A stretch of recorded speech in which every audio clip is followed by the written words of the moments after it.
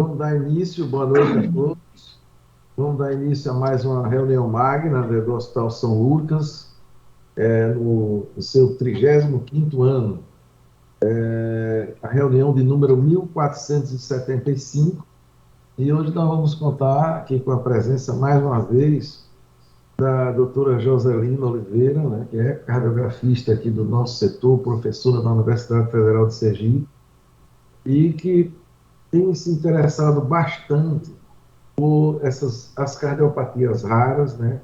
Em especial as cardiopatias hipertróficas. Então, ela vai falar um tema que foi abordado recentemente no Congresso de Imagem Cardiovascular da SBC em São Paulo, que teve uma grande audiência, muita gente gostou bastante da apresentação dela, então é uma oportunidade agora dela apresentar para o nosso grupo e para várias pessoas aqui, Brasil afora, que eventualmente entram na nossa reunião, também possam desfrutar dessa experiência de Joselina. Então, ela vai falar sobre ecoestresse físico e teste genético na cardiopatias hipertróficas. Quanto contraindicar ou indicar. Joselina, por favor, pode começar. Boa noite a todos. Gostaria de agradecer aí a iniciativa do grupo de lembrar do nosso nome para essa reunião. E gostaria de agradecer também a todos os presentes, né? E as pessoas que trabalham comigo nessa empreitada aí da pesquisa. Tanto os professores, alunos, secretárias e as instituições que estão todas aí presentes. Bom, o questionamento da SBC, lá do Congresso, foi quando indicar e quando contraindicar o ecoestresse físico na cardiomiopatia hipertrófica.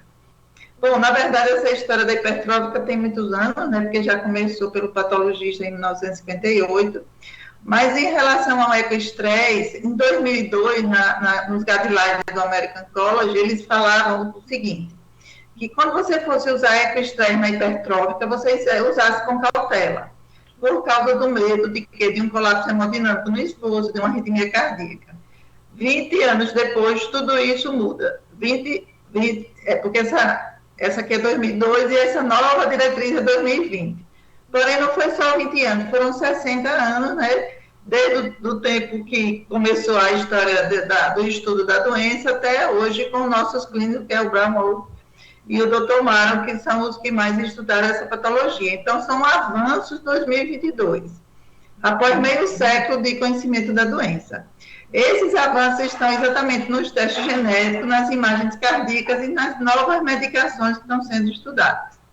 Em relação ao teste genético, a nova diretriz já recomenda, grau de recomendação 1, nível de evidência B, da realização dos testes genéticos, e esses testes são indicados para o paciente e para os parentes dos pacientes. Isso modifica o quê? A história natural dessas pessoas.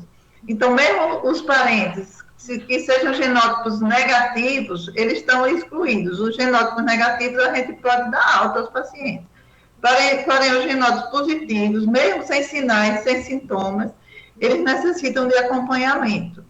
E, em função desse boom, né? Na verdade, eu disse aos alunos, quando voltei do congresso, que o estudo genético das cardiopatias foi a cereja do bolo do congresso do DIC 2022.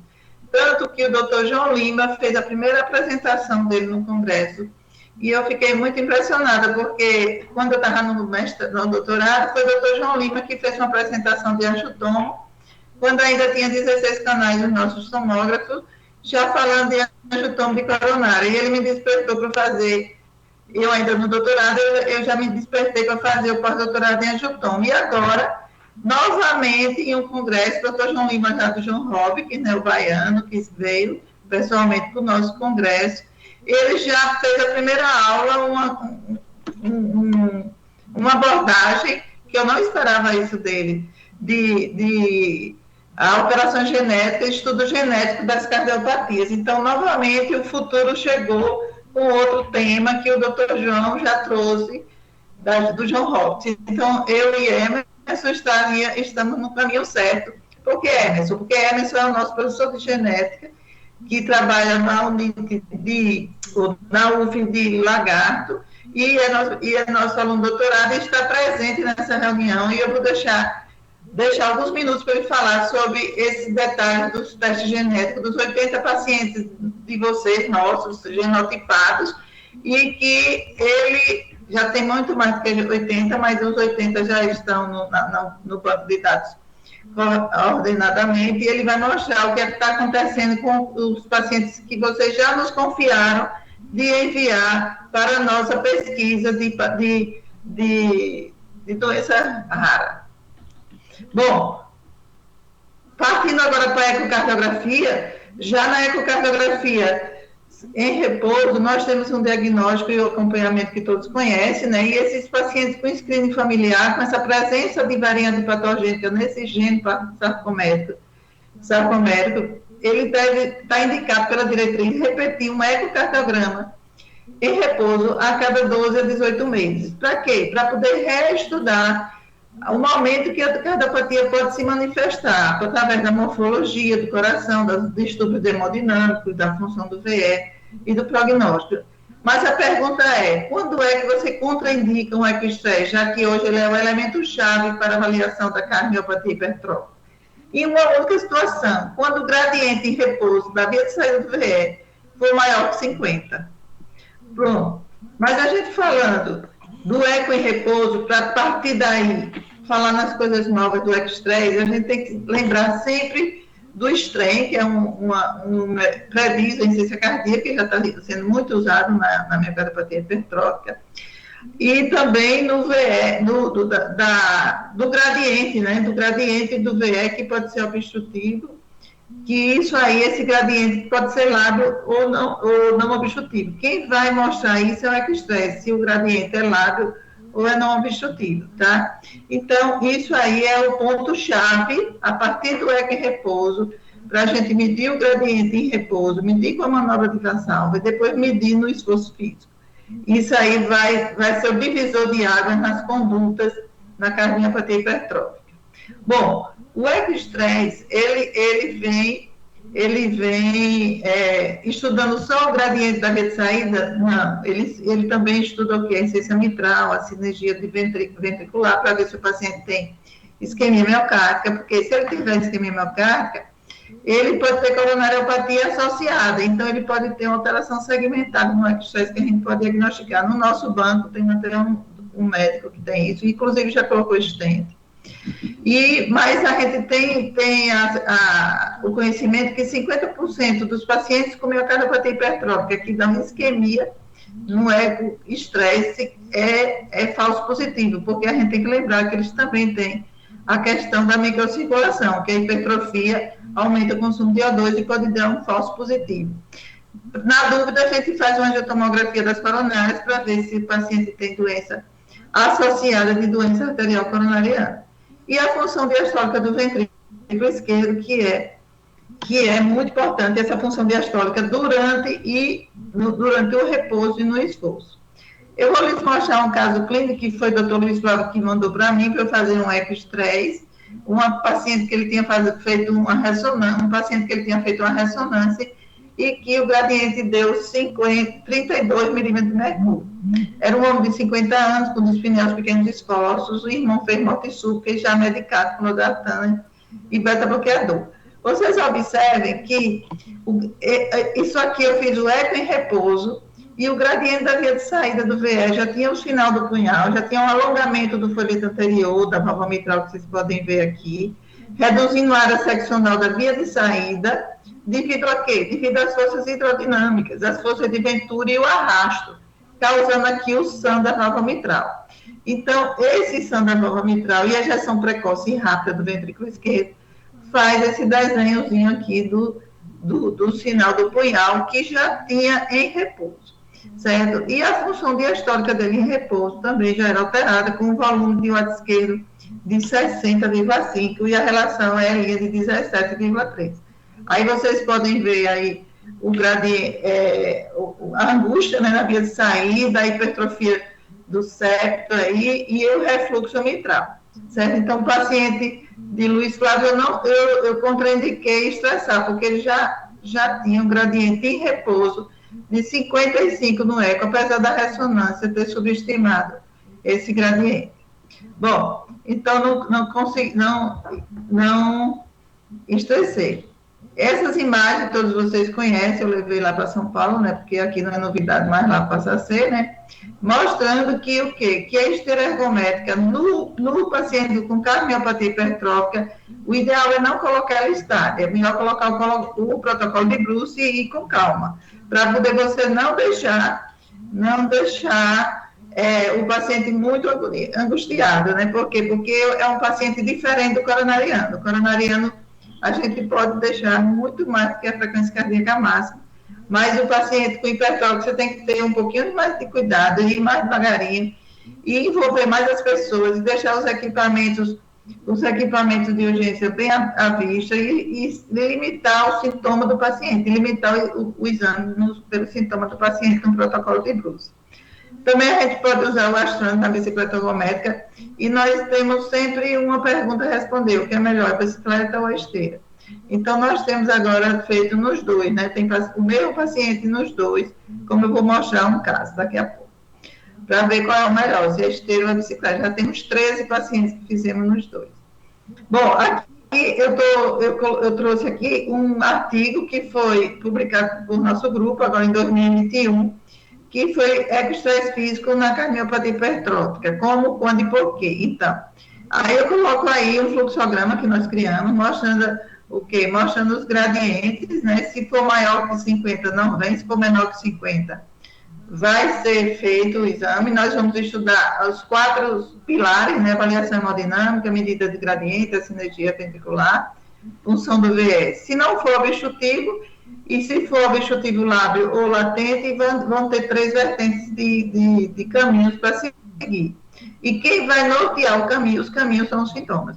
Isso aí já é o epistresse entrando no manuseio do paciente. Então, quais são as indicações? As indicações do exame, eu já disse uma, que é a via de saída do FES, ver se o gradiente é lábio ou se é latente. E as outras indicações atuais que a gente já está agindo em cima delas, né? Eu vou mostrar no decorrer da apresentação. Veja esse paciente de 38 anos, mãe faleceu com ICC refratária, e primo com 15 anos, 2 tias também com morte súbita. Esse paciente veio ao meu consultório, já é o meu conhecido de muitos anos, que eu fui médica da mãe dele, a família toda com hipertrófica, e aí eu passei na Bivoló, ele estava trabalhando no interior pela Caixa Econômica, e andando muito nas estradas. Eu entrei com breve Bivoló há 4 anos, só que ele continuou se queixando, de coração disparado, muito aperreadinho e muito preocupado por causa da história familiar. Então, eu resolvi fazer em bicicleta ergométrica o exame dele. Em repouso, ele tinha um gradiente de 7 na bicicleta. Eu fiz Valsalva, não melhorou, não mudou muito, e eu fiz uma avaliação diastólica dele em repouso, que estava, a relação é ali em torno de 12,5.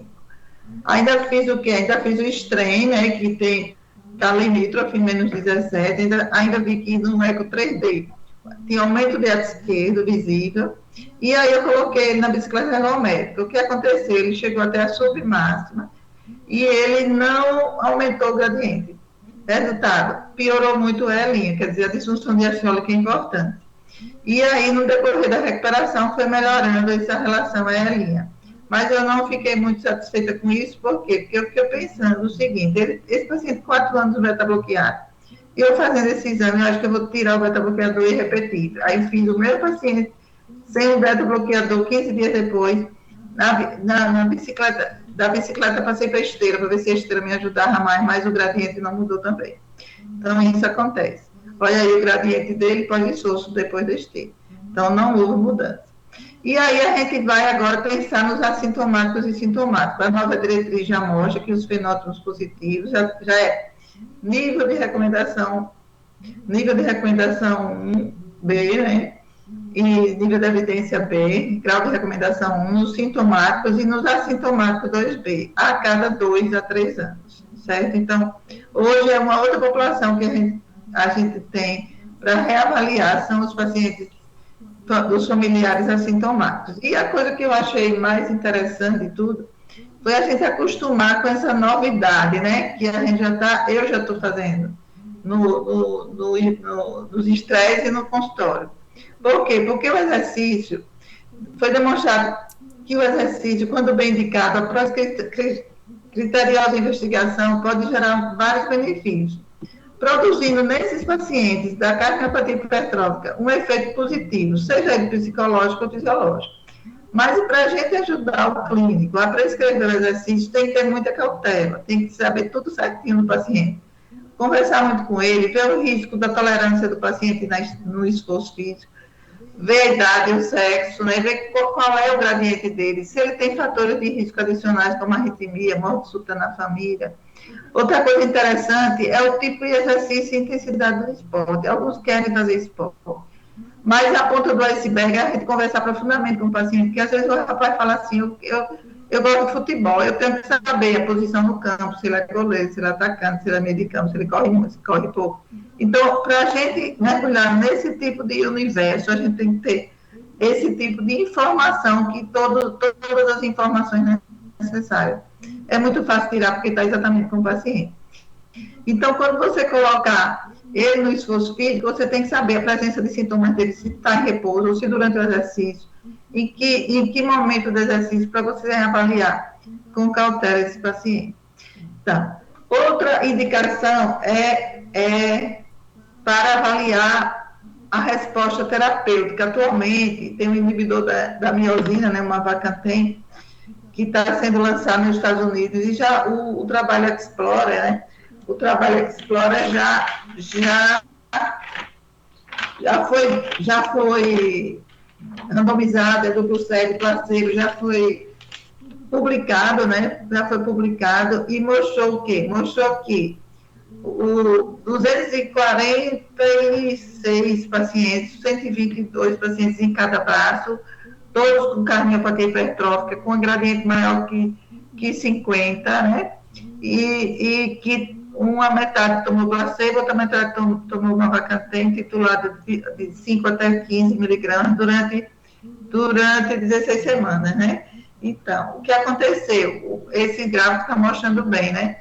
Que o gradiente baixou o gradiente em repouso, baixou o gradiente no esforço. Aí você pergunta assim, esses pacientes foram escolhidos como? Tudo paciente sintomático, tá? Pacientes sintomáticos com gradientes elevados. Então, observou-se que eles realmente são pacientes que estão respondendo à medicação. Esse outro trabalho fez uma comparação, já é um braço da nova terapêutica, né, que esse aqui foi 2020, né, e do Lancet foi 2020, e esse do Current Cardiology foi 2021, já mostrando quanto que pós-esforço, a indicação do extra é importante, que pós-esforço ele demonstrou uma diferença numa Vacantem de menos 47 de gradiente, enquanto o placebo foi somente menos 10. E o que tem de mais interessante agora, porque foi apresentado no JACC agora 2022, é que o inibidor, que é o novo trabalho, né, o valor do 2022, é muito interessante a leitura desse trabalho. Ele mostra o quê? Ele quer determinar se os pacientes que tomaram a medicação, eles melhoraram para não mais ter que fazer o quê? O tratamento de miectomia ou ablação. O que é que eles fizeram? Pegaram só paciente bronca, tudo com o gradiente muito alto, 56 pacientes num lado, eles colocaram 56 no outro, e mostraram assim, quantos por cento desses pacientes vão sair do guideline para fazer miectomia e ablação. Todos esses pacientes tinham a indicação de fazer miectomia e ablação. E aí fizeram o quê? Titularam a medicação, fizeram a prescrição, né, das 16 semanas, né, nos dois grupos. E observaram o quê? Observaram que a quantidade de pacientes que saíram da fila, digamos, saíram da fila da miectomia e da fila da ablação foi muito maior no grupo com a Vacantem. Tanto que dos 56 pacientes do grupo Mavapacantem, só permaneceu na fila para fazer intervenção 10, certo? Por isso que tem ali, ó. Por isso que tem aqui 18%.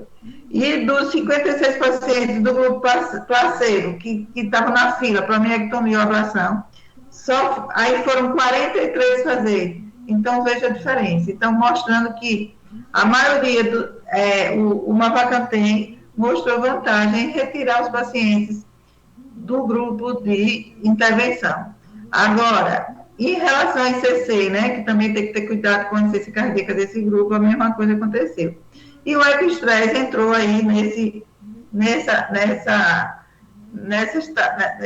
metodologia de acompanhamento em vários momentos. Depois eu fiquei pensando, como é que se eles, reparem só, raciocinem comigo, né? Eu fui ler esse trabalho a fundo, né? Porque aqui estão vendo aqui como é que eles colocam o paciente grave com fração acima, com gradiente acima de 55. Se eu falei que, foi o que eu falei no começo, que eu não posso estressar paciente acima de 50. E ele está dizendo aqui que fez estresse nesses pacientes para ver a resposta da medicação. Então, depois eu fui ver a fundo do trabalho, eles falam o seguinte, que eles só fizeram estresse num grupo muito pequeno, que não mudou o gradiente com a manobra de Valsalva. Então, quem mudava com a manobra de Valsalva não ia para o estresse físico, e quem não mudava, eles aumentavam a frequência, de forma cuidadosa, não muito, para poder fazer a medida do gradiente com estresse nesses casos. Entenderam? Então, por isso que eu fiquei eu mesma questionando como é que eu vou falar uma coisa e depois vou dizer outra, né, que o trabalho fez.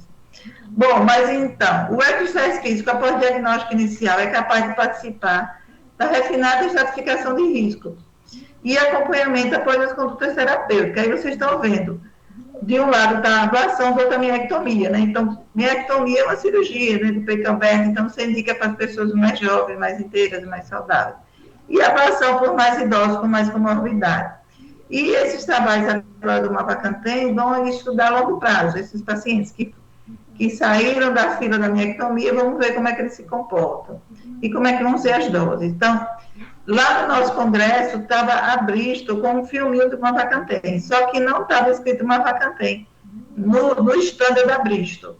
E aí eu fiquei perguntando para a moça lá, por que você não escreve Mavacantem, que esse filme aqui eu conheço, que é do Mavacantem? Não, é porque a Anvisa ainda não liberou em nosso país, a gente não pode escrever o nome, mas estava lá. O filme do Mavacantem e o pessoal fazendo a propaganda, agora sem escrever o nome da medicação. E para prognóstico, o que é que tem de interessante para prognóstico?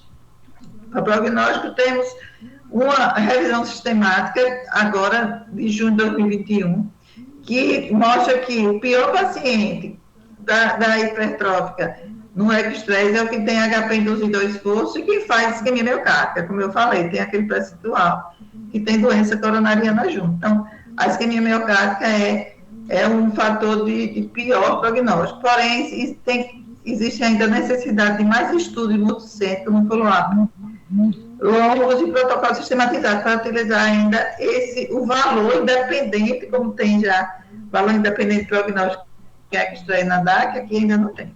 Ainda precisa de mais estudos. Então, a pergunta é contraindicar ou indicar?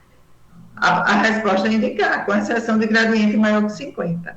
Mas indicar com segurança. Se vocês me confiarem um paciente para eu fazer um ecostresse, portador do miocárdio de hipertrófica, eu tenho uma responsabilidade muito maior do que os que eu já estou acostumada a lidar. Né? Eu gasto o triplo do tempo, até as funcionárias já reclamaram de mim. A senhora está muito lerda nesses exames. Mas não é, porque eu tenho que ter uma conversa muito cuidadosa em relação a síncope, a pré-síncope. Eu mesma tenho que examinar, tenho que fazer valsalva, tenho que fazer esforço. Até a doutora André já me ajudou aí umas 2 vezes. É trabalhoso, mas dá certo. É só você pegar o jeito e fazer na esteira e na bicicleta. Tudo no começo é difícil, mas tudo na vida é questão de você pegar o jeito. Então, dá para a gente dar uma oportunidade para essas pessoas que estão precisando. Então, mas existe uma discrepância na tolerância do exame. Por que existe discrepância? Porque a doença, ela faz parte do complexo fisiopatológico. Que inclui, como eu falei, disfunção diastólica, constituição dinâmica, vazia de saída, associada à regurgitação isquemia microvascular. E algo de muito importante é essa informação. Muito cuidado com a medida única. O fluxo da via de saída do VE é dinâmico. Ele pode variar dia a dia, hora a hora, depende da hidratação do paciente. Pós-prandial é maior ou mais alto, após as refeições. Se ele bebeu, também é mais alto. Então, se um dia eu devolver um paciente para vocês com um gradiente que não, vocês acham que não bateu, realmente pode dar certo. Eu terei que repetir esse exame, às vezes em um horário diferente daquele outro, porque a coisa é bastante dinâmica. Eu já vi isso no dia a dia meu. Então, o manejo atual no manejo atual do externa miocardiopatia hipertrófica, ele mudou a história natural da doença, com prevenção de morte súbita, revelação de ICC, todo o manejo, não é só do externa, de tudo. Transformando essa doença em uma doença contemporânea intratável. As mudanças no perfil clínico dependem de uma refinada estratificação de risco. Após o diagnóstico inicial, incluindo a orientação do paciente, a necessidade de investigação dos familiares. Isso é muito importante, isso é geral, serve para tudo que é paciente que tem a doença rara. Essas observações suportam o uso expansivo do nosso ecoexterno na cardiomiopatia hipertrófica para esclarecer o diagnóstico e ainda futuramente o prognóstico. E o que eu achei bem importante foi a opção de manuseio dos tratamentos, seja com terapias medicamentosas, seja com terapias invasivas. Hoje, o medicamento que a gente tem usado de praxe, realmente, por enquanto, é só o beta-bloqueador. Então, eu agradeço à Sociedade Brasileira de Cardiologia, porque nos deu a oportunidade de publicar um artigo, um capítulo de livro, né, mostrando a cardiomiopatia hipertrófica, um novo paradigma. Nosso muito obrigado, SBC. E vejam só, a gente está trabalhando agora com medicina de precisão, ou medicina personalizada.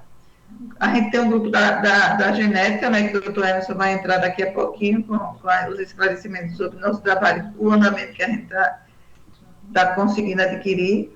E a gente está olhando agora com um novo olhar para o paciente, o olhar da genética, o olhar do DNA, o olhar dos familiares. E para coisa nova, nada melhor do que gente nova, né? Estudantes de medicina de PIBIC, monografia de conclusão. Eu estava lá no congresso com as meninas jovens, né, apresentando nossos 11 trabalhos e botando na cabecinha delas, vamos estudar genética, que é o futuro. Porque está demais nos congressos, é impressionante. Então, você embarcaria nesse avião? Um avião com um problema mecânico parado não representa um perigo, mas no momento que começa a voar, ele torna-se perigoso. Esse slide é do meu aluno de mestrado, né, que é o doutor Brava. E aí o avião começa a voar, você entraria nele com esse problema mecânico? Olha, o problema mecânico está aí, de um lado só. Mas você também não vai jogar o avião no lixo, né? Agora, esse próximo é meu slide, que eu agora complemento o pensamento dele.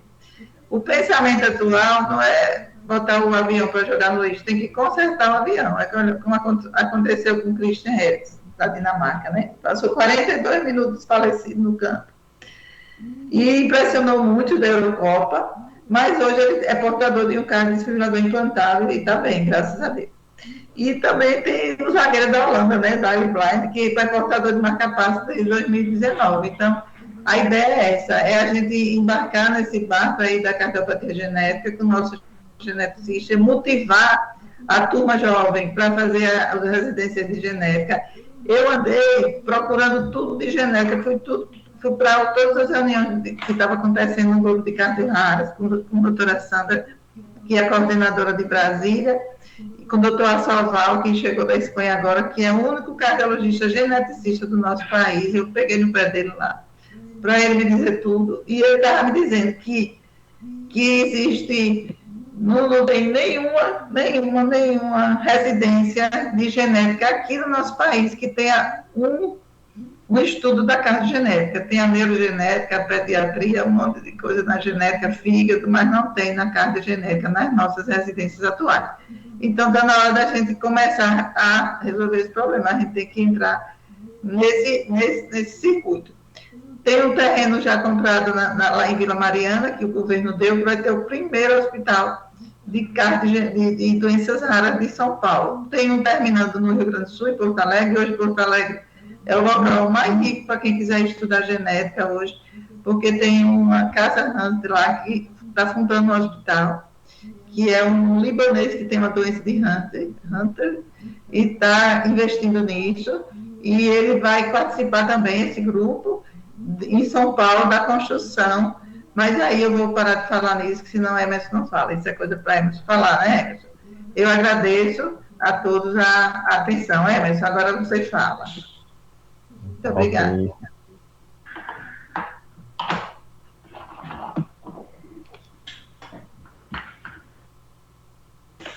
Okay. Tentando compartilhar aqui. Vocês estão ouvindo bem? Sim. Estou tendo um eco.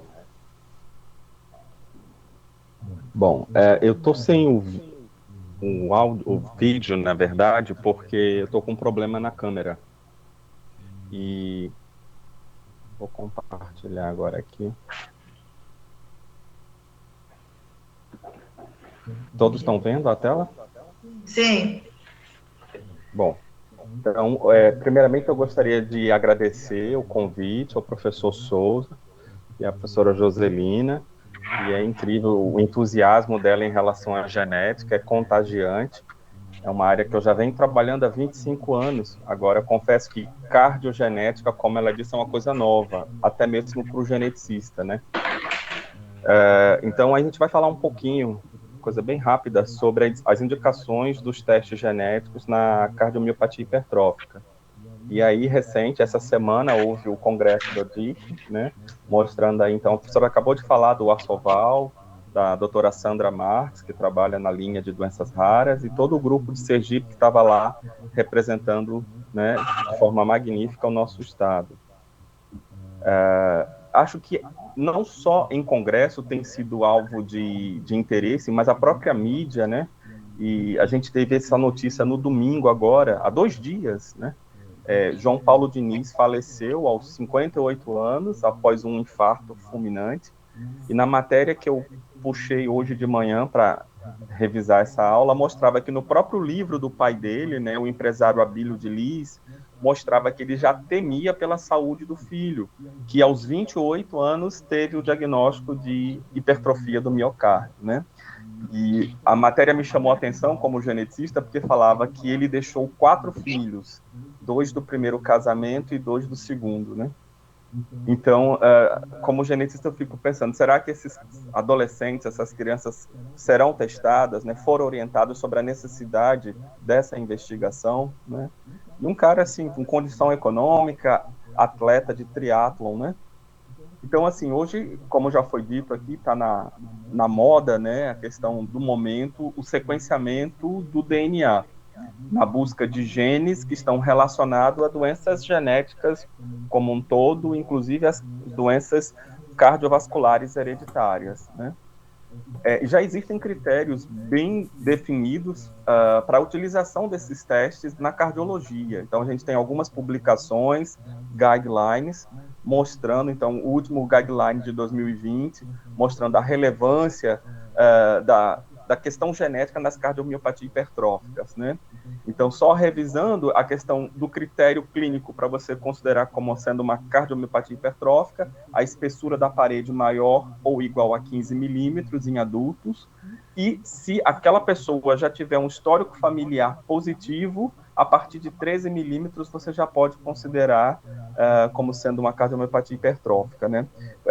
Lembrando que tem um caráter genético, autossômico dominante, portanto, há um risco de 50% na prole dessas pessoas, né, dos parentes em primeiro grau, terem também a doença. E a prevalência não a gente fala muito de doença rara, mas em termos de cardiomiopatia hipertrófica, não entra como doença rara, justamente pela frequência, né? Em indivíduos assintomáticos, podendo chegar a 1 para 200, 1 para 300. Tá? Então, assim, dentro da classificação, a gente tem as cardiomiopatias hipertróficas isoladas, temos as fenocópias, na verdade, são doenças sistêmicas que mimetizam uma hipertrofia no coração, né, sendo que também levam a outros danos multissistêmicos, né, como a doença de Fabry, a amiloidose cardíaca, enfim. E existem causas secundárias de hipertrofia do ventrículo esquerdo, né? Tanto eu quanto a professora estamos num grupo de WhatsApp de doenças raras, das cardio raras, e hoje o pessoal estava discutindo exatamente isso no grupo. Quando indicar os testes genéticos, se é para todo e qualquer paciente com cardiomiopatia hipertrófica ou se haveria algum critério, né?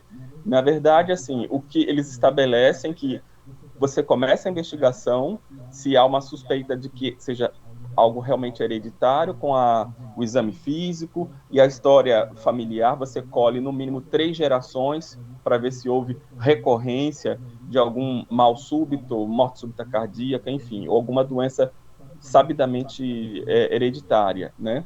E eles mostram no guideline a importância, né, que o teste genético ele é realmente crucial e facilita a identificação do problema no indivíduo, que é o probando, né, quanto nos seus familiares. E a professora já falou aí em relação ao nível de classe de recomendação e de evidência. Lembrando que algumas fenocópias, né, a gente teve no nosso... Já coletamos praticamente 100 pacientes, né, ao longo de um ano, e a gente conta muito com a colaboração de vocês, cardiologistas, que mandem mais pacientes, e a gente vê que síndrome de Noonan, que é até relativamente raro, mas dentro desse universo que nós atendemos, alguns pacientes com Noonan chegaram, na verdade, com hipertrofia do coração e não era uma cardiomiopatia hipertrófica sarcomérica, né? Doença de Fabry, até agora não encontramos nenhum caso, embora a literatura fala que 2 a 5% dos pacientes que têm supostamente uma cardiomiopatia hipertrófica de fato podem ter doença de Fabry. Amiloidose por transretina, então é uma outra doença sistêmica, uma fenocópia. E a literatura mostra que, em termos de genes ligados ao sarcômero, né, na verdade, de todos os genes sarcoméricos, existem 2 que são realmente os mais comuns, que, quando alterados, existe uma mutação desses genes, podem levar a uma cardiomiopatia hipertrófica, que é o MYH7 e o MYBPC3. Existem vários painéis, aqui é só mostrando um painel em que faz uma seleção dos genes que já estão relacionados às miocardiopatias hipertróficas, dilatadas, enfim. E nesse contexto, eu destaquei aí em amarelo os 2 que são realmente mais comuns, né? Então, a importância, acho que definir, não só com a imagem, o diagnóstico de imagem é importante, mas correr atrás do diagnóstico etiológico, para poder dar uma orientação e, quando houver um tratamento mais específico, fornecer esse tratamento para o paciente e para os seus familiares, né? Vou mostrar rapidinho, então, os resultados parciais. Eu falei que a gente já fez mais de 100. Hoje à tarde, chegaram 4 pacientes do professor José Augusto Barreto. A gente fez a coleta do material para mandar para os Estados Unidos. Mas, assim, essa análise, o programa foi rodado quando nós estávamos com 80 pacientes, né? Então, desses 80, a média de idade foi de 49 anos, 61% do sexo masculino. A recorrência de cardiomiopatia hipertrófica na família chegou a quase 1/3 da amostra, né, referiu. Então, 28% referiram ter outros casos de cardiomiopatia hipertrófica, e o relato de morte súbita na família foi mais da metade, 54% relataram ter uma ocorrência ou recorrência de morte súbita, né? Um dado interessante que, em relação, a gente viu que o critério para ser considerado como hipertrófico é 15 milímetros. Nessa população, a média no eco de repouso do septo foi de 16,6. Já na ressonância foi um pouquinho maior, foi 17,4, embora nem todos esses conseguiram realmente fazer a ressonância, uma vez que é um exame de alto custo, né? Então, principalmente os pacientes do SUS tiveram uma certa dificuldade de fazer. E o mais interessante é que, do universo desses pacientes que tiveram essas medidas, quando a gente compara, a gente percebeu que a espessura do septo interventricular foi maior nos pacientes com cardiomiopatia hipertrófica com genótipo positivo, mostrando que esses pacientes tendem a ter a hipertrofia numa idade mais precoce e numa intensidade maior. Então, aí tem a lista dos 30 pacientes que tiveram um resultado positivo, né, dos 80 que foram testados, e realmente assim, relacionado à literatura, os dois genes mais comuns realmente também está em concordância, né? Nós tivemos 12 aí pacientes com MYBPC3 e o MYH7, né? Tivemos 2 pacientes com síndrome de Noonan, que é uma fenocópia, né? E 4 pacientes que, na verdade, chegaram pensando em cardiomiopatia hipertrófica e, de fato, era amiloidose por transtirretina. Então, 37,5% dos pacientes apresentaram uma variante patogênica. Destes, 40% era nos 2 genes mais comuns, né, relatado na literatura, e 20% dessa amostra que deu positivo realmente, de fato, eram fenocópias. A gente agora está numa fase bem interessante e convidando os familiares dos pacientes que deram positivos para serem testados. A gente tem feito isso aos sábados, né? Então, screening familiar, e a gente explica, faz um aconselhamento genético pré-teste. E é como a professora falou, a medicina de precisão, a ideia é tentar fornecer um tratamento mais específico baseado no genótipo do indivíduo, né? A gente vê que hoje tem terapias até diversas para doenças raras, né, como doença de Fabry, para amiloidose cardíaca, você tem mais de uma opção terapêutica, né, e o Mavacantem, como a professora falou, que já está aprovado lá para o FDA, mas a Anvisa aqui ainda não liberou, né, então é que a gente espera que no futuro próximo esses pacientes possam se beneficiar, não só os pacientes, mas seus familiares, né, e aí, então tem o nosso grupo de pesquisa. Como a professora falou, a gente vem trabalhando com os alunos, PIBIC, bolsistas, né? E deixando o contato, tanto meu quanto de Braulio, o agendamento para essa coleta e inserção nos dados é feito através de uma agenda própria. Então, a gente faz na clínica DNA, na Barão de Maruim, mas pode passar tranquilamente o nosso telefone para os pacientes, e a gente está disponível aí para poder ajudá-los a conseguir ao exame, que é caro, né? Então, nós já fizemos de mais de 100, e a gente espera que no segundo ano aí da pesquisa consigamos fazer de pelo menos mais 100. Muito obrigado a todos.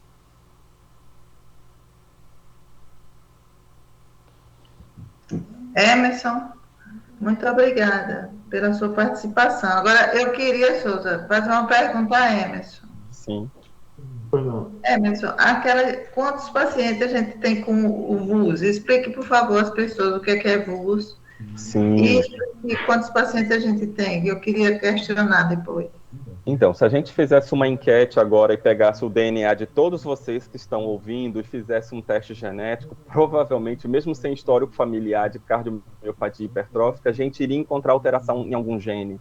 Eu sempre falo para os alunos, todos nós somos de alguma forma mutantes. O nosso DNA tem mutações.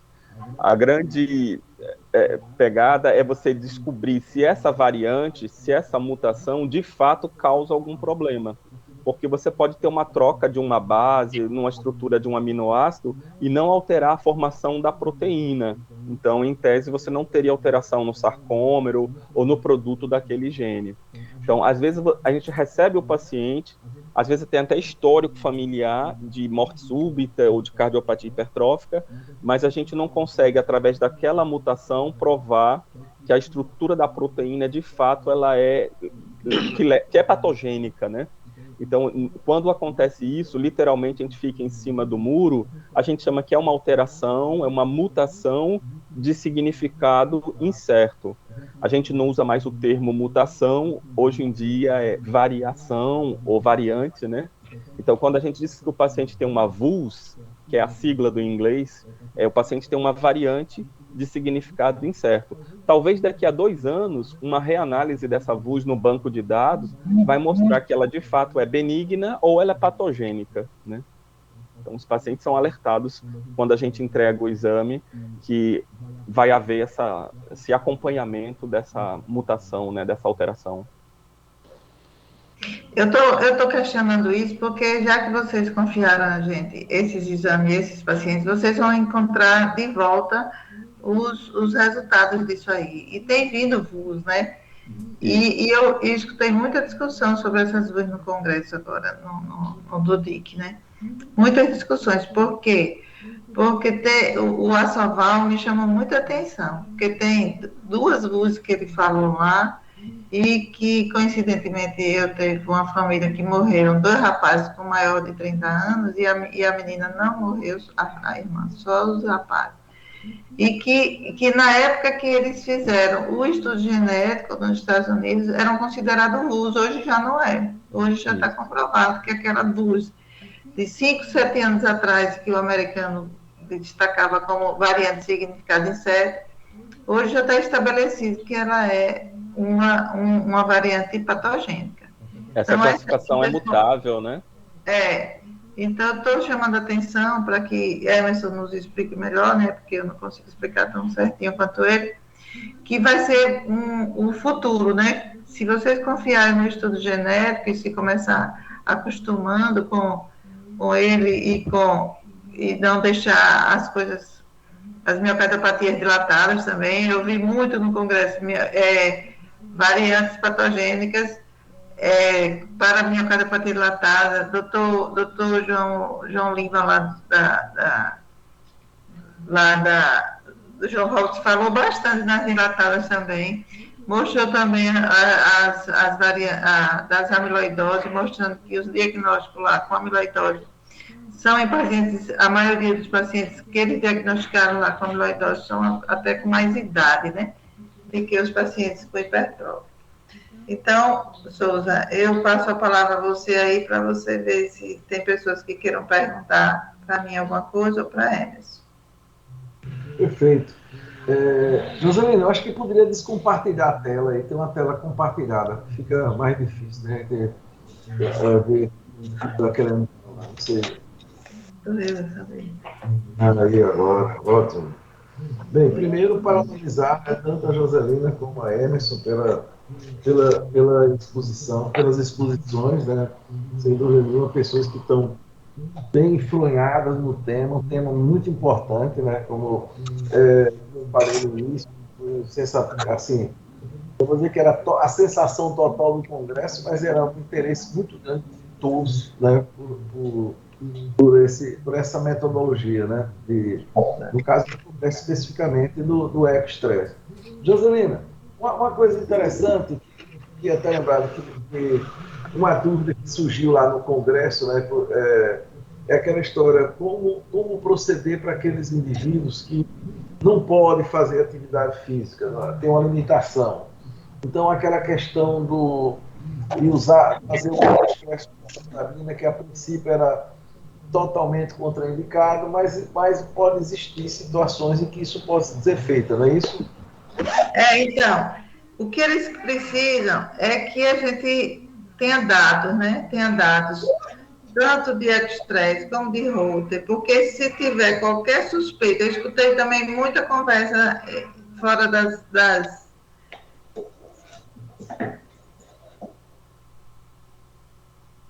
Joselina? Muito carro de circulador implantado. Ô, Joselina, olha, falhou aí, eu não ouvi, não sei se... falhou. Está travando, agora travou. Travou. Estamos ouvindo, Está ouvindo agora? Estamos. Eu inclusive, estava com o Carlos Kleber lá muito próximo de mim, com Raquel, né? E nós até brincamos com eles. Por quê? Porque a cada vez eles estão investigando mais esses pacientes, porque quem tiver risco de morte súbita, risco rota que mostre TV, eles estão indicando para esses atletas o cardiovasculador implantável com mais frequência, como aconteceu com o dinamarquês. É uma das coisas que eles estão fazendo para os profissionais. Então, eu escutei muita, e no grupo nosso do Cardio Raras, a grande maioria das discussões também é em torno disso. É em torno da prescrição de exercício, da prescrição de medicamentos e da prescrição de cardiovasculador implantável, no intuito de evitar a morte súbita, a depender da mutação, né? Eles sempre estão ligando os implantes de cardiovasculador às mutações, não é só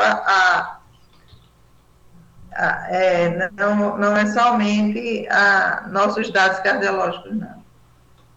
Outra discussão também que eu ouvi muito, que eu achei muito real, sabe, é a gente ter cuidado Cuidado para a gente saber qual paciente que a gente manda para o painel genético, né? Porque a gente pode mandar pacientes sem precisão, tipo assim, uma hipertensão, né, que o diabetes, essas coisas do dia a dia da gente, que termina o miocárdio ficando hipertrófico, mas não é uma miocardiopatia hipertrófica, não é uma doença rara. Então, uma das recomendações entre o grupo é essa, cuidado para a gente não pedir painel genético demais, né? Tem que ter uns critérios, né, para pedir, entendeu? Perfeito. Eu estou vendo aqui que está escrito primeiro Rodrigo, pela sequência, José Augusto e Ana. Rodrigo, por favor. Boa noite, Souza. Boa noite, pessoal. Muito bom, excelente tema aí, Joselina, viu, Emerson? Gostei demais, um tema espetacular. E eu assim, tenho duas perguntas, uma para a Joselina e outra para o Emerson. Para a Joselina, se você chegou, Joselina, a dar uma olhada um pouco mais sobre o mecanismo de ação do Mavacantem e se ele tem algum efeito benéfico sobre a função diastólica, inclusive, porque isso pode eventualmente ter uma extensão do benefício para os não obstrutivos.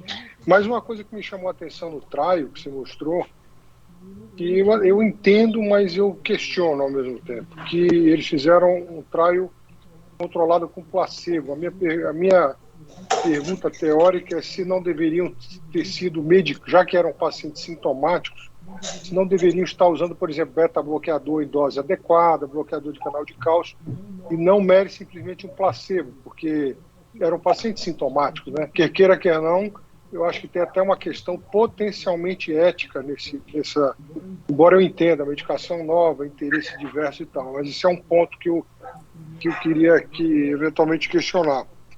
E para o Emerson, eu tinha duas perguntas. Uma é se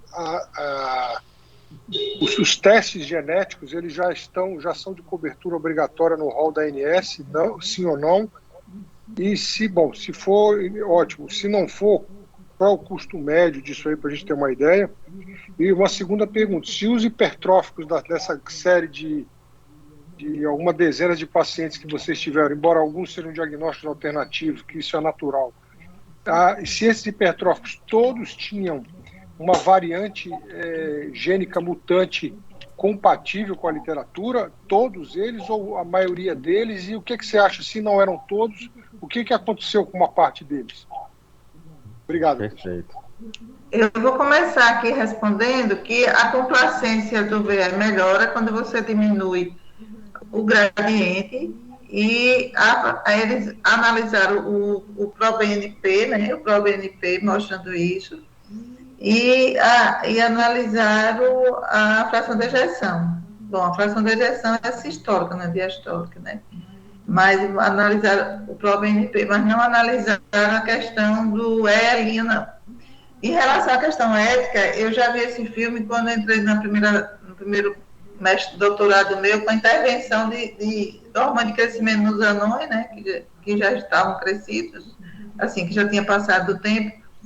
E realmente a questão ética, quando você faz estudo de intervenção em qualquer lugar do mundo, eu terminei indo para a UFBA, né, e como eu tinha um estudo de intervenção, que era hormônio de crescimento nos anões, os caras me fizeram estudar um monte de estudo de intervenção, que ainda estava ainda em andamentos, que já tinha terminado, e eu tive que apresentar vários estudos de intervenção no seminário de lá. E o que a gente sempre caía na questão ética, né, do placebo, do paciente que a gente sabe que precisa, tanto que houveram alguns estudos de intervenção que foram inclusive interrompidos, né, porque tinha paciente perdendo tempo usando placebo que tinha indicação de tratamento. Então, isso é real, isso eu já havia pensado mesmo. Porque são pacientes sintomáticos, né? Só que talvez, sabe, Rodrigo, o que acontece é que esses pacientes, eles vão ficar no placebo ou não durante 16 semanas. Então, para quem já está com risco há tanta vida inteira, 16 semanas para lá e para cá, eu acho que não mudou muito. Eu acho que por isso que eles toparam. Eu pensei nisso, posso estar errado. Faz sentido, eu respondo as suas perguntas. Ok. Bom, veja só, em relação ao rol da ANS, diferente da oncologia, que os testes genéticos, os painéis para câncer já têm cobertura obrigatória, e na neuro também, na neurogenética, os painéis são cobertos pelos convênios, na cardiogenética ainda não. Então, o preço gira em torno de 4, 5 mil reais. É muito pesado, né? A grande maioria não pode fazer. Antes da gente conseguir de forma gratuita, devido ao estudo, eu mandava para a USP, que cai para 2.500 lá, a preço de custo. Ele acaba entrando em algum estudo lá e ele acaba pagando o custo e não, porque é sem fim lucrativo, né? Então, não está no rol ainda. E em relação a outra pergunta, várias mutações que nós encontramos são quase que privativas daquela família. Talvez a dificuldade de provar se de fato ela é patogênica ou não. Pra você ter ideia, o nosso primeiro paciente, que foi o 001, a gente achou que fosse Fabry, né, porque tinha uma alteração lá, só que a gente não conseguiu provar que estava tendo depósito de GB3, porque se é uma doença de depósito, a gente tinha que ter, além da mutação, o depósito, né, e a gente não conseguiu confirmar. E a gente foi revirar e encontrou uma outra mutação, que é mais comum, e explicaria porque era num gene sarcomérico. Então ainda tem esse desafio aí. Mas vários a gente conseguiu, a gente viu que 30 a gente bateu o martelo, e talvez para um outro estudo, um pós-doutorado, alguém que queira prosseguir, pegar essas VUs para estudar a fundo e ver se de fato consegue reclassificá-las, né?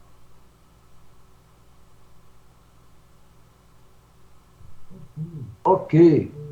Agora, Zé Augusto, tem uma pergunta.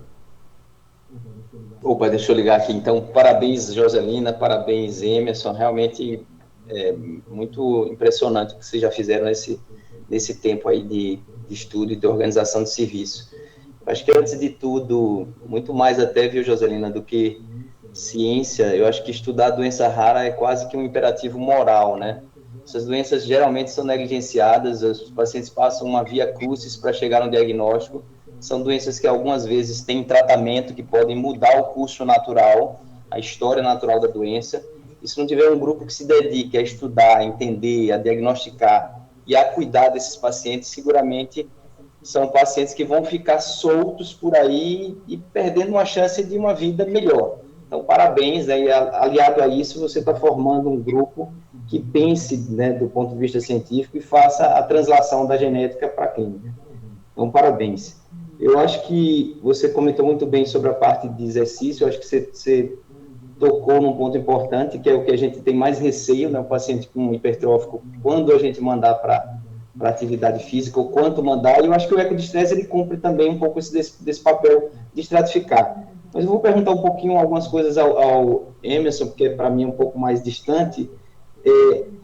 Emerson, quando você fala em fenocópia na síndrome de Nona, fenocópia, às vezes eu tenho dúvida nesse termo fenocópia, porque quando tem uma doença de depósito, tudo bem, eu entendo, mas nesse caso é porque a mutação não é sarcomérica, aí a gente chama de fenocópia, porque parece que o fenótipo ele é muito parecido com a hipertrófica, né? Embora a evolução clínica desses doentes seja um pouco distinta. E outra coisa, aí eu queria que a Joselina também comentasse, que ela falou um pouco, esse eu agora me lembrei, ela falou da indicação de CDI por mutação genética, né? A gente tem discutido alguns casos no Heart Team, teve um paciente até meu que ele era 2B, depois ele se incorporou, ele ficou 2A. Na diretriz eles ainda não colocam a mutação, até onde eu me lembro, ainda não colocam a mutação como critério definidor de CDI. Como é que vocês enxergam esse problema? Isso é uma questão de tempo? Ou já existem estudos validados onde eu posso indicar o CDI pela mutação? Ou isso é mais uma perspectiva? Não, eu escutei várias discussões nisso. Eu até brinquei com o Carlos. Eu digo, Carlos, se essas coisas todas se estabelecerem, você não vai ter tempo mais de nada, só fazendo o implante de CDI. Porque é um pensamento global e tem muitos trabalhos em andamento, mas não está estabelecido mesmo, não. Mas está caminhando para isso, né? Os pacientes que você conseguir documentar a mutação, documentar a arritmia, documentar uma morte abortada, né? Uma morte súbita abortada. Aí vai ficar muito mais gente que você pode salvar a vida, né? Essa é a ideia deles. Perfeito, perfeito. E a fenocópia, Emerson, como é que você enxerga assim? Porque às vezes eu fico em dúvida se o nono, eles chamam hepatite hipertrófica, mas não é gene sarcomérico. Então, como é que vocês dividem isso? Amiloidose é depósito, né, Fabry é depósito, mas o do nono é um pouco mais confuso, né? Para Nuna, na verdade, tem uma via de sinalização de RAS, né, que chama RAS, são a via RAS, das rasopatias. Uma pequinase, né? Isso, exatamente. Então, assim, de fato, você não tem lá alteração na miosina, né? Não é no sarcômero, né? E o termo fenocópia é justamente porque ele englobe alterações em outros órgãos e outros sistemas, né? Geralmente eles têm as dismorfias, o pescoço curto, né? Eles acabam tendo também alterações renais, podem ter déficit cognitivo. Então, não é algo isolado, né? Entendi. Mas do ponto de vista patológico, tem alguma diferença, assim, quando você pega o coração de um e do outro, diferenças no sentido em termos de sarcômero, para ver tecido falando? Sim. Professor, não saberia te dizer, sinceramente, eu teria que dar uma olhada, viu? Mas eu acredito que não. Porque o que eu vi foi que não, mas parece que a clínica é menos maligna, a clínica da miocardiopatia, ou mais ou menos maligna, ela tem um prognóstico um pouco diferente. Entendi. Agora, outra coisa, Emerson, só mais uma dúvida. Aquela prevalência que você deu ali, eu entendi assim, você dentro de uma população assintomática, você fala muitos pacientes, né? Então, porque em tese, como é dominante, ele colocou lá que para os sintomáticos 1 para 3 mil, né? E assintomáticos 1 para 300, né? 10 vezes menos. Né? Eu não estou ouvindo, porque aqui. Tem muita interferência, alguém está comigo. Eu acho que tem alguém ligado aqui. Rosalina, fecha o seu áudio. Pronto. Ah, tá. Ok. É Milena que está aqui querendo dar uma contribuição. Então, na verdade, essa diferença para os assintomáticos e sintomáticos, provavelmente por ser uma doença dominante, em tendo um afetado, a família você tem 50% dos parentes próximos, né? Então, assim, na verdade, a frequência deve ser bem maior. E tem uma outra coisa, a penetrância do gene, né? O fato do cara ter a mutação não significa que, de fato, ele vai evoluir e vai apresentar o fenótipo. Porque eu acho que, como você apresentou, dava uma ideia, assim, não sei, parecia que você tinha uma prevalência...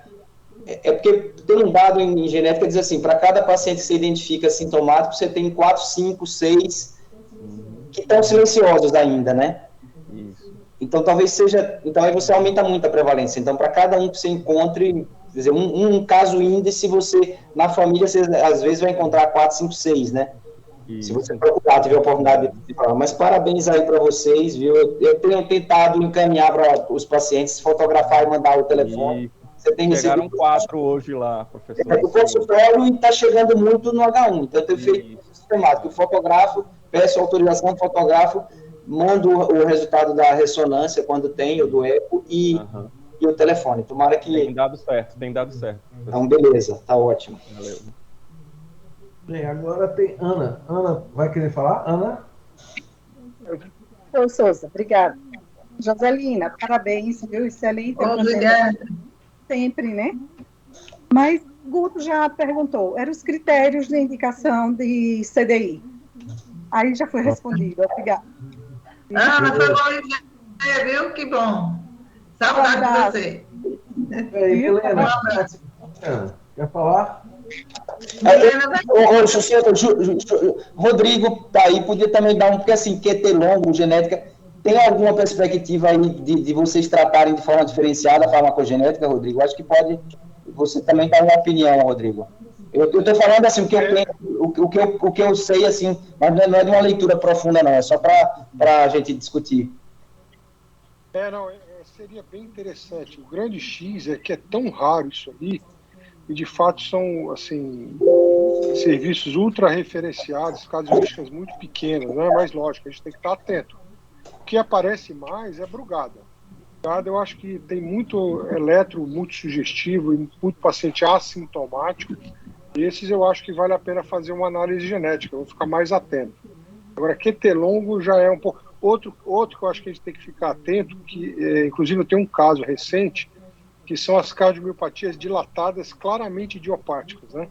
Tem um caso, inclusive, que o pai da família tem cardiopatia dilatada, fibrilação atrial, o filho também desenvolveu isso, não tem razão nenhuma, ressonância normal, tudo normal, claramente é um caso geneticamente determinado, tudo indica. Então, acho que nesses casos a gente tem que estar mais atento de fato. Agora, lógico, se aparece um QT longo, um QT curto, uma parada cardíaca inexplicada, sem doença estrutural, sem uma doença genética que claramente define sobretudo, aí é que tem que, de fato, fazer uma análise genética. Bom, Mas a genética, você acha que define algum tratamento específico? A pergunta que eu... Como é que você vê isso? Na verdade, por exemplo, em QT longo, a genética pode selecionar melhor e definir o tipo de QT longo tipo 1, 2, 3, 4. Tem algumas variantes que têm vínculo com o prognóstico. Então, isso pode ter uma influência sobre o tratamento. Beleza. Sim, aí Milena quer falar? Milena agora. Boa noite.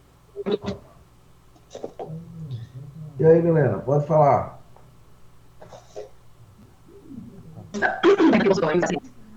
E não ficar a mensagem que não pode na miopia hipertrófica. Para atleta, tudo bem, exercício competitivo, mas moderada intensidade. Saiu um trabalho em 2017, em que o número de eventos foi muito pequeno. Então, o malefício do sedentarismo é muito pior do que você fazer exercício físico em moderada intensidade, entendeu? Para não ficar aquele conceito que miopia hipertrófico não pode fazer exercício físico.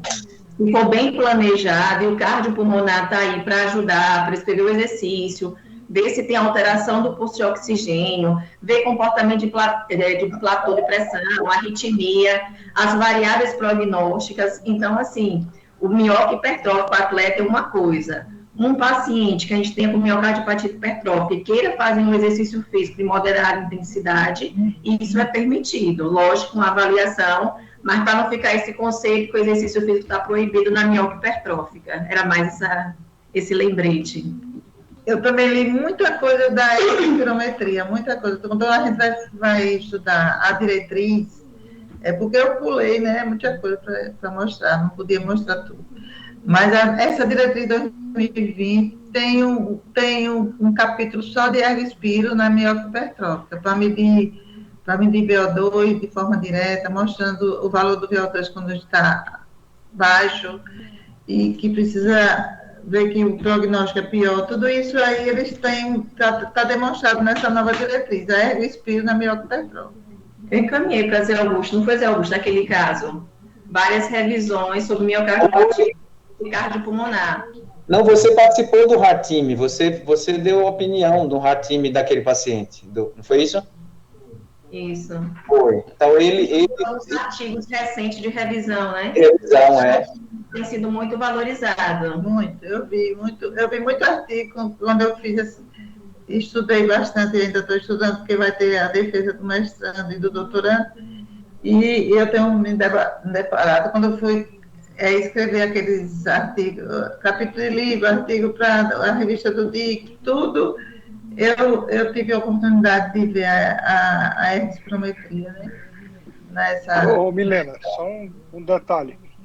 O interessante é o seguinte, é que é fácil descobrir quem é de altíssimo risco, né? Isso é uma coisa que a gente vê muito claramente.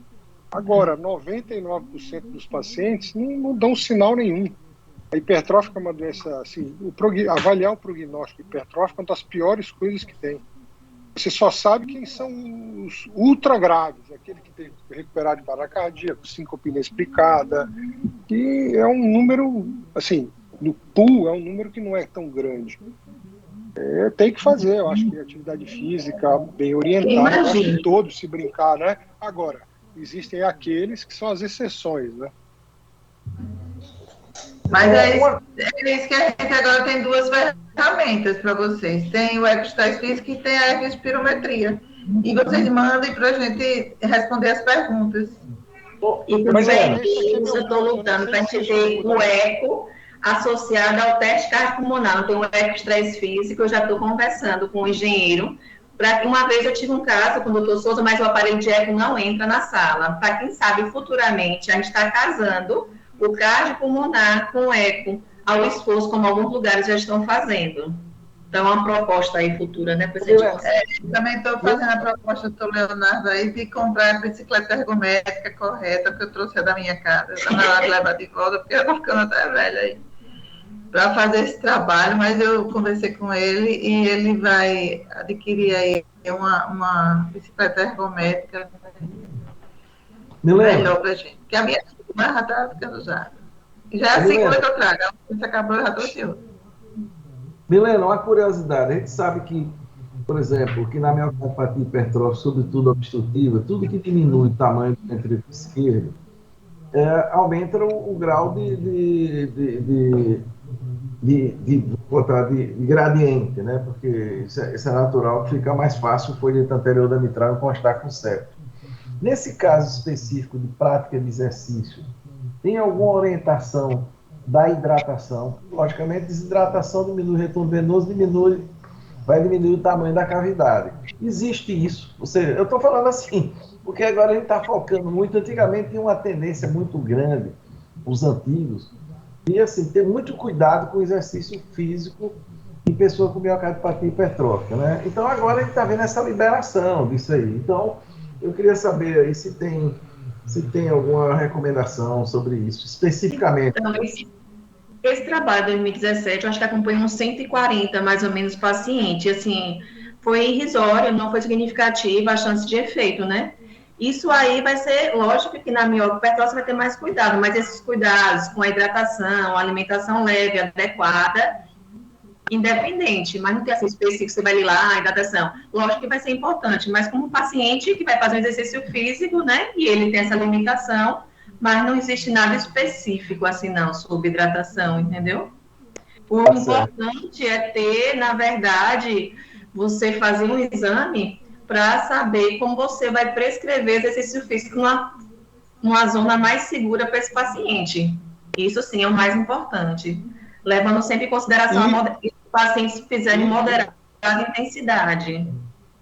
Isso é que é a minha interpretação, de fato, é para você ajudar a prescrever, não é para contraindicar ou eventualmente predizer o prognóstico de se é pior ou melhor. Entendeu? Eu acho que esse é o papel da porque avaliar o prognóstico para o risco de morte súbita e hipertrófica é terra de ninguém. É assim, é dificílimo isso aí, não é, mesmo os scores, inclusive a ressonância, que talvez tenha sido mais novo a ferramenta que entrou nessa avaliação, mesmo ela tem suas limitações. Na verdade, é um pool de fatores clínicos e de imagem que podem, uma vez associados, aumentar ou diminuir a probabilidade do evento. Mesmo assim, é extremamente falho. Tanto que existe score europeu e score americano, e um briga com o outro, um diz que tem mais razão, outro tem mais... Enfim, é terra de ninguém, de fato. Mas como prognóstico, Rodrigo, estou falando mais em relação aos marcadores como prognóstico, né? Já vem várias séries mostrando realmente em relação a prognóstico da doença. Porque os marcadores como consumo de oxigênio em relação à morte, eles vão ter igual a miocardiopatia dilatada, ele tem valor. Lógico que é sempre um somatório, né? Não, mas aí é em função da doença cardíaca em si, não é específico da cardiopatia hipertrófica, entendeu? Mas quando você avalia um cardiopata e diz assim, ó, o cardiopata, pelo teste ergospirométrico, tem um comprometimento cardiovascular de tal natureza que pode, simplesmente, estar associado à doença cardíaca. O que eu digo é, nas especificidades da hipertrófica, é uma terra muito difícil de entender o prognóstico. É muito fácil naquele que é muito grave. Por exemplo, no cúmulo, que é aquele recuperado de parada cardíaca. Esse é o mais fácil, você não precisa pensar muito. Agora, na outra turma, que responde aí talvez mais de 90%, aí é difícil. Mas, Rodrigo, você pega um exame que você avalia um paciente com VO2 adequado, um pulso de oxigênio ascendente, os marcadores de prognóstico bem, né? Você fica mais tranquilo que você está avaliando esse paciente funcionalmente. Fora aqueles critérios de gravidade, que a gente sabe, comportamento inflator de pressão, fazer arritmia, taquicardia ventricular, o esforço, né? Então, assim, se você for pedir um teste ergométrico para você avaliar um mióquio hipertrófico, é muito mais interessante você estar pedindo um exame que vai avaliar com maior especificidade esse paciente, entendeu? Com mais variáveis. Sem dúvida, entendeu? Sem dúvida. Se você... Mas, assim, é o que eu digo, se o valor preditivo positivo pode ser, se você encontra uma série de arritmias, uma série de coisas, vá lá. Agora, se não, o valor preditivo negativo em geral é maior, se o paciente está tudo bem com ele, não quer dizer que ele não possa ter um risco de morte súbita. Entendeu? É isso que eu quero dizer. É um somatório, na verdade, né? Eu acho que o complicado aí, eu entendo o que você está colocando, o complicado é porque se a gente pegar, por exemplo, indicação 2B, que é uma indicação menos indicada, digamos assim, o 2B tem uma chance de mortalidade em torno de 4%, um pouquinho menos. Mas é duro mesmo, você perder um paciente jovem, 3% de chance, você dizer a ele que ele tem 3% de chance de morrer e não vai botar o CDI porque não tem indicação clássica, é difícil, é muito difícil, né? Sobretudo porque a gente está no SUS, que responde por 80% dos pacientes do Brasil, e você não vai ter acesso a colocar 2B no CDI, né? Recentemente eu coloquei um paciente... O limiar tem que ser baixo. Eu, a princípio, acho, sobretudo nos jovens, que o limiar para colocar o CDI no hipertrófico deve ser um pouco com sarrafo mais baixo. Então, mas você vê que a diretriz não fala isso. Eu até concordo com você. O problema é como você vai colocar isso como política de saúde, né? Isso deveria ser discutido entre as sociedades. Eu concordo com você, isso deveria ser trazido de forma... Porque fica um peso grande em quem toma a decisão. Mas você vai na diretriz, está 2B. Né? O cara está 2B. E você vai agora, todo mundo 2B vai propor. O CDI é meio complexo, você sozinho. Agora, você na corporação, na sociedade, facilita, né? Essa discussão. Perfeito. Essa discussão é ótima. Ô Milena e Rodrigo, boa noite a todos aí. Eu acho que, assim, pelo que eu entendi, a discussão de vocês são coisas diferentes que vocês estão discutindo, né? Eu acho que o Rodrigo está falando de são diferentes, morte súbita do ponto de vista ritmo, né? E acho que o Milena está falando de eventos no esporte, né? Tipo, obstrução de via de saída, porque o VO2, eu acho que ele não tem muita relação, né? Me corrija se estiver enganado, Milena. Mas o VO2 eu acho que não tem muita... É isso que você está falando. Mas a gente entendeu que a gente está falando coisas diferentes, mas complementares, de certa maneira. Mas para avaliação de arritmia, o Rodrigo está focando mais. E aí, por isso que eu falei do comportamento inflator e das arritmias, entendeu? Isso, exatamente. Porque aquele cara que tem uma queda de VO2, ele já tem um comprometimento de função ventricular, já tem uma obstrução de via de saída, são outros mecanismos, que não fibrose, por exemplo, né, que leva à arritmia. Eu acho que são coisas diferentes e, assim, especificamente em relação à prescrição de atividade física, o cara ele pode ter zero de fibrose, ele pode ser não tem nenhum critério para CDI. Mas se ele tem uma queda do VO2, aí minha atenção vai ser para talvez até evitar atividade física ou ser bem mais conservador, né, no grau de atividade física. Eu acho que seria duas coisas diferentes, aí, talvez complementares, né? Isso. Assim, só fazer uma observação, eu acho que é por aí mesmo. Em hipertrófica, não necessariamente a presença de sintomas de insuficiência cardíaca tem vínculo com o risco de morte súbita. É óbvio que se a doença é muito grave e evoluiu, dilatou, aneurisma, etc., é natural. Mas o que eu quero dizer aqui, na média, a presença de sintomas não necessariamente tem um vínculo direto com o risco de morte súbita. Muito pelo contrário, a boa parte dos pacientes que têm morte súbita, muitas vezes são assintomáticos e não sabiam que tinham nada. Milena, tudo bom? Boa noite, gente. Oi? Alô, quem fala? É Kátia. Alô, oi? É Kátia. Tudo bom? Oi, Milena. Oi, boa noite a todo mundo. Milena, eu queria saber uma coisa. Se você indica exercício para todo paciente que ele tenha genótipo positivo, mas sem fenótipo, ou mesmo com fenótipo positivo? Kátia, na verdade, o que a gente preconiza vai ser o nível de intensidade desse paciente, entendeu? Porque mesmo leve a moderado, ele para você, ele tem que ter só genótipo e fenótipo positivo você indica, ou se ele for fenótipo positivo você contraindica, mesmo sendo leve a moderado? Não, não contraindica. Foi por isso que eu fiz questão de falar. Mesmo com a doença desenvolvida, você pode indicar depois dessa série. Antigamente, o minhoca hipertrófico, quando chegava lá no consultório, a gente já tinha medo, porque a gente proibia. Só que o malefício do sedentarismo ao longo da vida vai ser muito pior para esse paciente, entendeu? Então, eu perguntei porque, se eu não me engano... Então, para mim, o que vai nortear, na verdade, é o nível de intensidade do exercício físico. É porque eu acho que tem algo, eu li algo no último guideline de 2020 falando sobre essa questão do fenótipo, mas eu vou dar uma olhada novamente.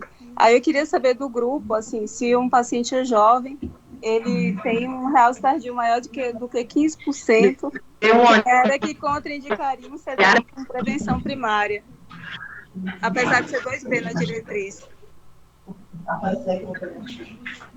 Então, proibição você... Pergunta boa para o Zé Augusto, essa aí.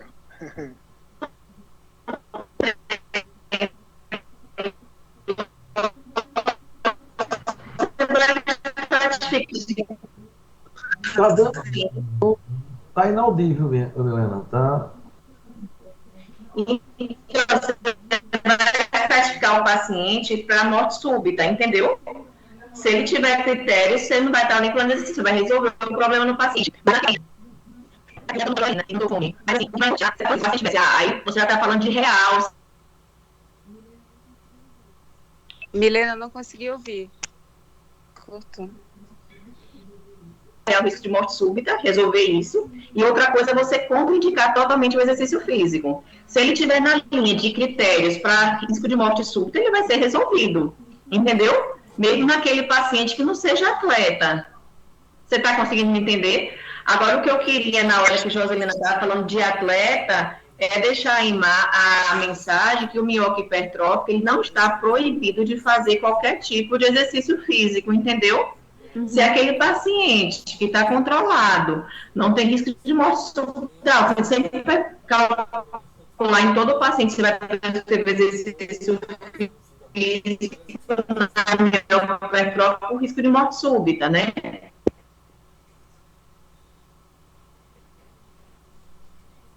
Entendi, Milena, obrigada. Eu acho que ficou... Bem, pessoal, eu acho que a discussão está muito legal, muito bacana. Devido ao tempo... Aí você vai prescrever, sendo que na moderada intensidade, porque o CDI vai ser muito... Milena, tá ruim sua conexão. Não estou conseguindo ouvir. Viu, pessoal? Bem, eu acho que a discussão está muito legal, mas devido ao adiantado da hora, eu gostaria de aqui encerrar a nossa reunião e agradecer tanto a Joselina como ao Dr. Emerson, a participação de todos, como sempre, e convidá-los para na próxima semana, né, na próxima terça-feira, mais uma vez, a reunião magna do Hospital São Lucas, ok? Então, boa noite a todos e até a próxima terça. Boa noite.